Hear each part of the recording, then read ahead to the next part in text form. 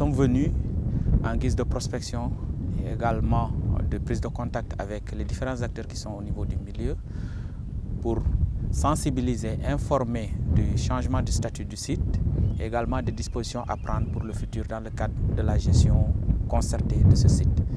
C'est ce qui nous a amené à visiter différentes zones les plus menacées, dont cette partie où nous sommes. Et nous avons remarqué encore que malgré les sommations des autorités administratives, les activités liées au remblai continuent. Donc nous sommes là ce matin justement pour marquer de notre empreinte les lieux. On a ce matin remarqué qu'il y a des remblais, comme vous l'avez vu, et ces remblais s'accompagnent d'une agression de la végétation. Les palmiers qui étaient ici sont terrassés parce que ce qui intéresse les occupants, c'est l'espace. C'est le domaine en vue de la construction d'immeubles, le plus souvent. À part cela, il y a les ordures, c'est un dépotoir. Tout ce qui gêne les populations alentour, qui vivent aux alentours du site et en général déversé dans ce site.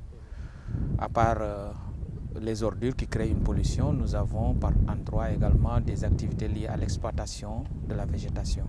Mais c'est essentiellement ces principales activités liées au remblai et à la pollution qui constituent donc le problème majeur ici. Pour certains, oui, ils sont détenteurs de titres légaux. Mais en tout cas, dans le décret de classement, il est dit que même ces titres légaux peuvent être de reclassement dans le domaine public pour cause d'utilité publique. En fait, à part ceux qui ont des titres légaux, il y a d'autres qui ont des titres précaires, pour une occupation précaire. Et cela, normalement, ils devraient quitter. Ce n'est pas aujourd'hui qu'on va venir demander aux gens de quitter, mais ce sera des procédures qui seront mises en place à travers des arrêtés que prendront le ministère de l'Environnement. Juste pour rappeler également, si on est arrivé à cette étape, c'est grâce à la mobilisation d'un grand nombre d'acteurs, de partenaires, mais surtout à la détermination de Monsieur le Président de la République à préserver les ressources naturelles, à donner aux citoyens sénégalais un environnement sain, parce que ça c'est consacré par la Constitution. Donc l'engagement du Président de la République qui a été accompagné également par la mise en œuvre de ces directives par tous les ministères techniques concernés, notamment le ministère de l'Environnement et également la gendarmerie qui n'a pas cessé d'interpeller les acteurs qui sont en train de remblayer ici. Mais de plus, il y a la société civile, tout ce qui est associations, ONG, des personnalités en tout cas particulières qui se sont érigées à chaque fois qu'ils constataient des activités illégales qui se déroulent. Et c'est dans ce cadre vraiment que cette mobilisation générale, la volonté politique du gouvernement sénégalais et la détermination du ministère de l'Environnement, du ministère de la Justice, la gendarmerie nationale, etc., qui ont amené au classement de ce site comme réserve naturelle communale.